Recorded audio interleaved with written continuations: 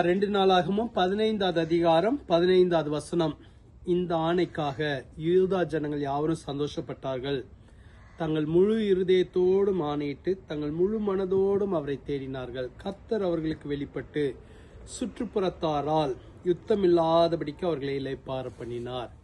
ஆசா ராஜாவுக்கு ஒரு யுத்தம் வந்தது. யுத்தம் வந்தபோது அவர்கள் எல்லோரும் சேர்ந்து ஒரு உடன்படிக்கை பண்ணினார்கள். கர்த்தரை முழு இருதயத்தோடும் தேட வேண்டும் என்று. அப்படியே கர்த்தரை தேடினார்கள். கர்த்தரை தேடின போது அவர்களுக்கு கர்த்தர் வெளிப்பட்டாராம். வெளிப்பட்டு சுற்றுப்புறத்தாரால் யுத்தம் இல்லாதபடிக்கு அவர்களை இளைப்பாற பண்ணினார். உங்களுக்கும் கர்த்தர் வெளிப்பட வல்லவராயிருக்கிறார்.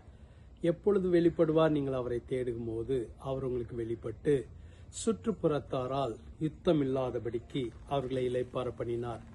யுத்த காலத்தில் நாம் கடந்து செல்லும் போது அல்லது ஒரு போராட்டத்தினுடைய கடந்து செல்லும் போது கர்த்தரை தேடுவது மாத்திரமே ஒரு சிறந்த வழியாக இருக்க முடியும். கர்த்தரை தேடும் போது கர்த்தர் வெளிப்படுவார். கர்த்தர் வெளிப்பட்டால் அவர் யுத்தத்தை பொறுப்பெடுத்துக் கொள்வார்.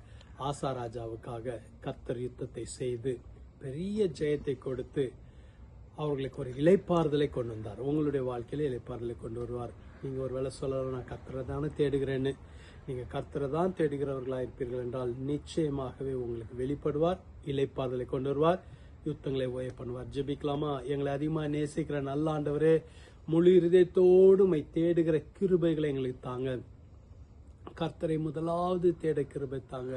கர்த்தரை முன்பாக வைக்க கிருபை தாங்க. இயேசுவின் கரம் உம்முடைய பிள்ளைகளோடு இருப்பதாக. உம்முடைய கிருபை அவர்களை சூழ்ந்திருக்கட்டும். அவங்களுக்கு ஒரு இளைப்பாறுதலை தாங்க. அவங்களுக்கு வெளிப்படுங்க. உம்முடைய வல்லமை வெளிப்படுத்துங்க. மகிமையானவர்களை கர்த்தர் அவங்களுக்கு செய்ய முடியாது ஜெபிக்கிறேன். இயேசுவின் நாமத்தினாலே ஆசீர்வதிக்கிறேன். கர்த்தர் அற்புதங்களை செய்வீராக. பெரிய காரியங்களை கர்த்தர் செய்ய போகிறதுக்காக ஸ்தோத்திரம். ஆசீர்வதிங்க, வழிநடத்துங்க. இயேசுவின் மூலம் ஜெபிக்கிறோம் பிதாவே, ஆமென். கர்த்தர் உங்களை ஆசீர்வதிப்பாராக. ஆமென்.